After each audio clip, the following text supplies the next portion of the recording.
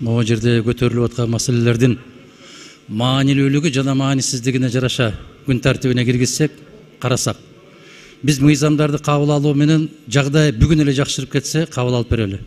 Бирок бүгүн биздин караган маселе ага кабыл алган чечимдерге жараша социалдык, коомдук жагдай өзгөрүшү толук мүмкүн.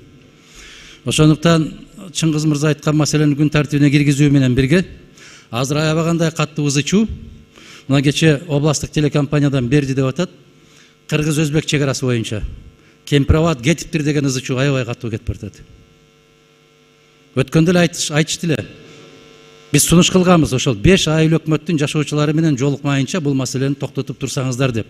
Макул болгон. Президенти да отурган, өкмөтү да отурган, баары отурган. Бирок жеңүүчүнөн барып кол коюп бергендиги, аны теледен айтып жибергендиги өлкөдө аябагандай катуу будуңчаңды жаратып атат. Ошондуктан биз мыйзамдарды кабыл алууну токтотуп, өлкөдөгү түзүлгөн кырдаал оңой эмес. Өлкөдөгү эмес, биздин жогорку кеңештин ичиндеги түзүлгөн кырдаал да жеңил эмес.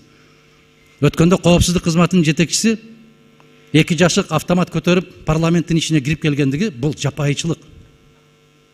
Бул өтө чектен чыккан жапайычылык. Биз мыйзам чыгаруу органы катарында ар бир кыймыл аракетке мыйзамдуулугун укуктук тарабынан сөзсүз түрдө баа беришибиз керек.